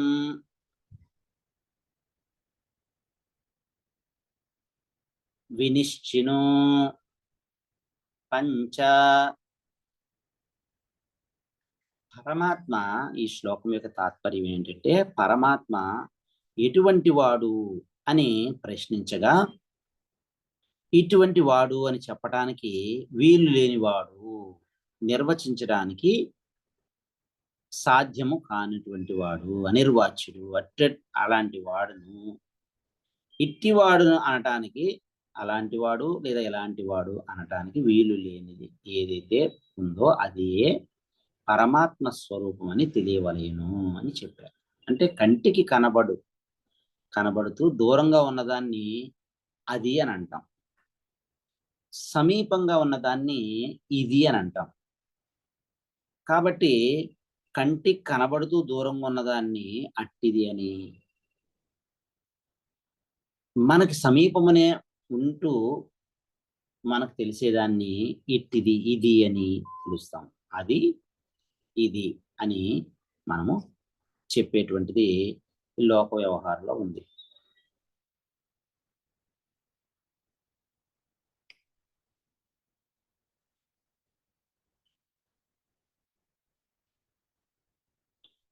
కాబట్టి అట్టివాడు ఇట్టివాడు అని అనటానికి వీళ్ళేంది ఏదైతే ఉందో అదే పరమాత్మ స్వరూపం అని తెలియవలేను. అంటే కంటికి కనబడుతూ దూరంగా ఉన్నదాన్ని అట్టిది అంటారు. కంటికి కనబడుతూ తనకంటే వేరే దగ్గరగా ఉన్నటువంటి దాన్ని ఇట్టిది అని అంటారు, ఇది అని అంటారు. పరమాత్మ ఇంద్రియాలకి గోచరిస్తూ దూరముగా లేని కారణం చొప్పున పరమాత్మని అట్టిది అనడానికి వీలు లేదు. ఎందుకంటే ఆయన ఇంద్రియ గోచరుడు కాడు. ఈ ఇంద్రియములు పనిచేయడానికి ఆధారమైనటువంటి వాడు. కేనేషితం పతతి ప్రేషితం మనః కేన ప్రాణ ప్రథమ ప్రైతియుక్త కేనేషితాం వాచమిమాం వదంతి చక్షుశ్రోత్రం కవు దేవో యునక్తి శ్రోత్రస్య శ్రోత్రం మనసో మనోయత్ వాచోహ వాచం కవు ప్రాణస్య ప్రాణః చక్షుషశ్చక్షుః అతిముచ్య ధీరాః ప్రేత్యా అస్మాత్ లోకాత్ అమృతాః భవంతి. ఎవరైతే ఈ కంటికి కన్నుగా, చెవికి చెవిగా, ప్రాణానికి ప్రాణంగా, మనస్సుకు మనస్సుగా, ఈ నేత్రాలకి నేత్రంగా, వాక్కుకి వాక్కుగా వీటన్నిటినీ, ఈ ఇంద్రియాలన్నిటికీ గోచరించడానికి, ఇవి పని చేయడానికి ఆధారముగా ఎవరైతే ఉన్నారో వానిగా ఎవరు తెలుసుకుంటారో వాడికే తెలుస్తుంది తప్ప, అంటే ఏంటి, కంటికి కనబడుతూ తనకంటే వేరే దగ్గరగా ఉండేదాన్ని ఇది అని, దూరంగా ఉండేదాన్ని అది అని ఎలాగైతే చెప్పడానికి వీలయ్యేటువంటిది ఏదైతే ఉందో ఆ పరమాత్మే ఈ ఇంద్రియాలకి గోచరించు దూరంగా లేని కారణం చొప్పున ఇటువంటి దాన్ని ఇది అట్టిది అనడానికి వీలు లేదు. దగ్గరగా సమీపముగా ఏదైతే ఉన్నదో దాన్ని ఇది అని అంటున్నాం. ఆ పరమాత్మ సమీపముగా లేని కారణాన అది ఇట్టిది అనడానికి కూడా వీలు లేదు. అంటే దాని అర్థం ఏమిటి, అది కాదు ఇది కాదు, దగ్గర కాదు దూరం కాదు, అంటే ఏంటి, సర్వము అదియే ఉన్నది అనగా తనకు తాను దగ్గర ఏమిటి, తనకు తాను దూరం ఏమిటి. నాకు నేను దగ్గర, నాకు నేను దూరము అనటం ఏంటి, అసలు సర్వము నేనైనప్పుడు. కాబట్టే ఇట్టిది అని, అట్టిది అలాంటిది ఇలాంటిది అని చెప్పరానిది ఏదైతే ఉందో, చెప్పడానికి వీలు కానిది ఏదైతే ఉందో అది పరమాత్మయే అని భావం. అది అహం బ్రహ్మాస్మి, నా బ్రహ్మమునే అయ్యున్నాను అనే పరమాత్మ భావము తనకంటే వేరుగా వీటన్నిటిని తెలుసుకునేటువంటి కళ్ళ ద్వారా రూపాలను తెలుసుకునేటువంటి వాడు, చెవుల ద్వారా శబ్దాలను తెలుసుకునేటువంటి వాడు, చర్మం ద్వారా స్పర్శలను తెలుసుకునేటువంటి వాడు, నాలుక ద్వారా రుచులను తెలుసుకునేటువంటి వాడు, ముక్కు ద్వారా వాసనలు తెలుసుకునేటువంటి వాడు, మనసు ద్వారా సంకల్ప వికల్పాలు తెలుసుకునేటువంటి వాడు, బుద్ధి ద్వారా ఈ నిర్ణయాలని తెలుసుకునేటువంటి వాడు, లేదా వెనకటువంటి అహంకారం ద్వారా, కర్తృత్వ భావం ద్వారా, ఇలా వీటన్ని ఏవైతే ఉపకరణాలు ఉన్నాయో వాటన్నిటి ద్వారా వీటన్నిటిని తెలుసుకునేటువంటి వాడు జ్ఞాత. కాబట్టి తనకంటే వేరుగా జ్ఞాత జ్ఞానము అనేటువంటివి లేని కారణం చేత ఈ పరమాత్మ అనేటువంటి వాడు కనపడకుండా ఉంటాడు. కాబట్టి పరమాత్మ ఎందుకు కనపడడు అని అంటే, ఏది కనబడుతుందో అది నశించిపోతుంది. యత్ దృశ్యం తద్ నశ్యం, యత్ కృతకం తదనిత్యం. కాబట్టి ఏదైతే చూడబడుతుందో అది అనిత్యమైపోతుంది. కాబట్టి అది కాలానికి లోనైపోయి అది నశింపైపోతుంది. కాబట్టి నేను అనేది ఎప్పుడు ఉంటుంది, నిత్యమైంది. కాబట్టి ఈ పరమాత్మ కనపడదు. కానీ శూన్యము అవడం చేత కనబడట్లేదని తెలియవలనే కొందరు అంటారు. అంటే శూన్యం అంటే లేకపోవడం. అంటే ఏంటి? ఇక్కడ శూన్యం అనే మాట కరెక్ట్ కాదు, కానీ సర్వవ్యాపకుడు అయి ఉండటం వలన అంతర్బహిష్ తత్సర్వం వ్యాప్య నారాయణ స్థిత. సర్వం బ్రహ్మమయం జగత్, సర్వం ఖల్విదం బ్రహ్మ, తజ్జలాన్ శాంత ఉపాసీత, తజ్జత్వా తదనత్వాత్ తద్లయత్వాత్ ఇది బ్రహ్మ. సృష్టి స్థితి లయాలకు కారణం కాబట్టి అది శూన్యం అనడానికి అంతటా వ్యాపించినటువంటి పరమాత్మ పరబ్రహ్మం. ఈ బ్రహ్మ వస్తువునకు వాస్తవమైనటువంటి రూపమే ఈ ప్రజ్ఞానం. అందుకే దీని ప్రజ్ఞానం బ్రహ్మ అని అన్నారు. బ్రహ్మ వస్తువునకు వాస్తవమైనటువంటి రూపము ప్రజ్ఞానం. దీనికి ప్రాణధారణము వలన జీవత్వము, కోశ తాదాత్మ్యం వలన ప్రాణధారణము కలిగింది. అంటే ఏంటి? శరీర ధారణం వలన ఈ ప్రాణధారణము, ప్రాణధారణం వలన ఈ జీవత్వము కలిగాయి అని చెప్పారు. దీన్ని ఇంకొక రకంగా కూడా చెప్పచ్చు. మరియు శ్లోకము: శక్తి అస్తి ఐశ్వరీ కాచిత్, శక్తి అస్తి ఐశ్వరీ కాచిత్ సర్వవస్తు నియామిక ఆనందమయం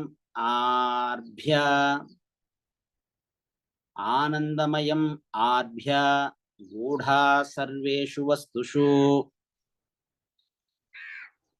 ఈ శ్లోకం యొక్క తాత్పర్యం ఏమిటంటే, సర్వ వస్తువులను నియమించేటువంటి ఒక ఈశ్వర శక్తి కలదు. సర్వ వస్తువుల్ని నియమించేటువంటి ఒక ఈశ్వర శక్తి కలదు. ఈ శక్తి ఆనందమయుడు మొదలుకొని, అంటే ఆనందమయుడైనటువంటి ఈ జీవుని మొదలుకొని సర్వప్రాణుల యందును నిగూఢముగా అందరిలోనూ ఆ ఈశ్వర శక్తి ఉన్నది అని భావం. అంటే సర్వప్రాణుల యందును సర్వ వస్తువుల యందును కూడా ఈ ఈశ్వర శక్తి నిగూఢముగా ఉన్నది. ఈశావాస్యం ఇదగం సర్వం తత్కించ జగత్యాం జగత్ తేన త్యక్తేన భుంజీతాః మా గృహ కస్య స్విద్ధనం అని శుక్లయజుర్వేదాంతర్గతమైనటువంటి ఈశావాస్యోపనిషత్తు యొక్క శృతిని అనుసరించి, అలాగే సర్వం ఖల్విదం బ్రహ్మ తజ్జలాన్ శాంత ఉపాసీత అనేటువంటి సామవేద అంతర్గతమైనటువంటి ఛాందోగ్య శృతిని అనుసరించి సర్వం బ్రహ్మమయం రేరే, ఈ సర్వము బ్రహ్మే, అంతా బ్రహ్మమయం, ఈ జగమంతా బ్రహ్మమయం, సర్వం బ్రహ్మమయం, ఈ సర్వం బ్రహ్మమయం అని మహాత్ములు అనుభవం ద్వారా చెప్పిన దాన్ని అనుసరించి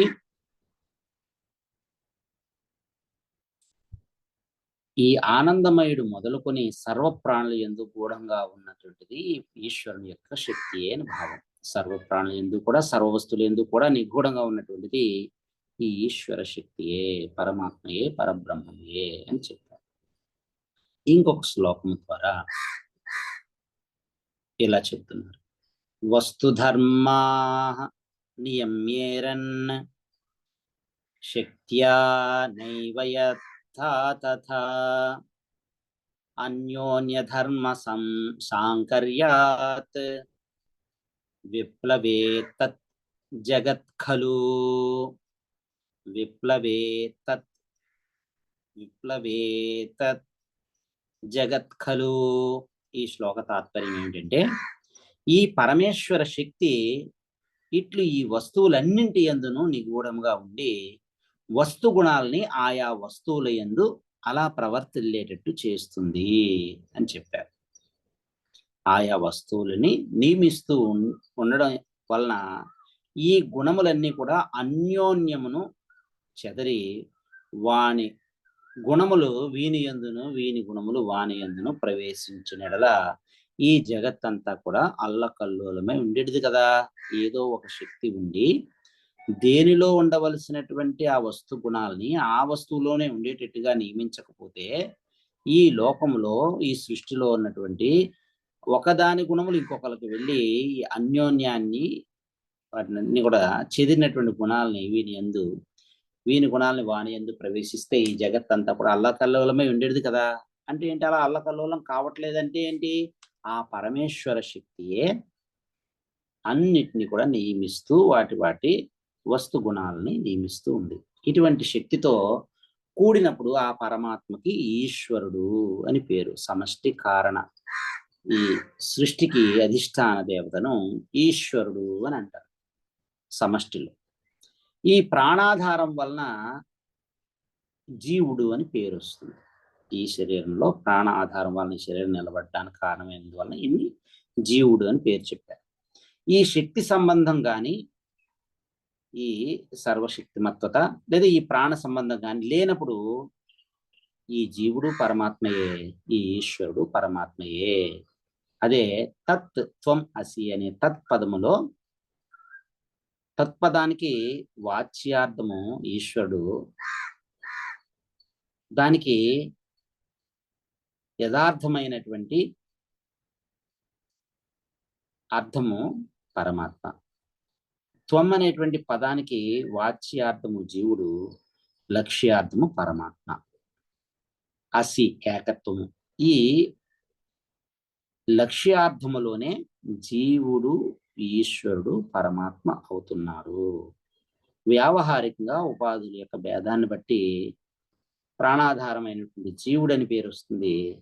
ఈ సర్వశక్తితో కూడినప్పుడు పరమాత్మకి ఈశ్వరుడు అని పేరు వస్తుంది. ఈ ప్రాణ సంబంధం కానీ లేకపోయినట్లయితే పరమాత్మ అనియే ఈ జీవుడికి పేరు. ఒకే వ్యక్తిని కొడుకు పిలిస్తే తండ్రి అని పిలుస్తాడు.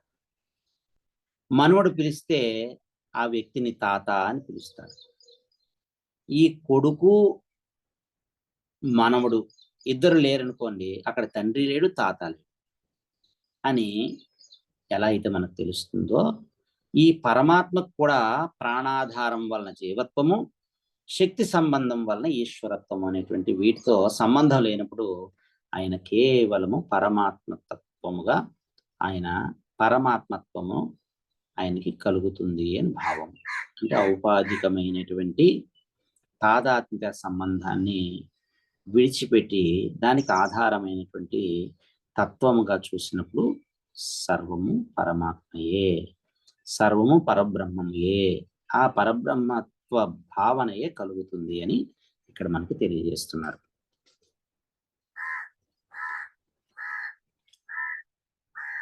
ఈ విధంగా మనకి పంచకోశముల యొక్క విచారణ, ఈ పంచకోశములకి ఆధారమైనటువంటి వాడు పరమాత్మయే అని మనకి శృతి మాత తెలియజేసింది.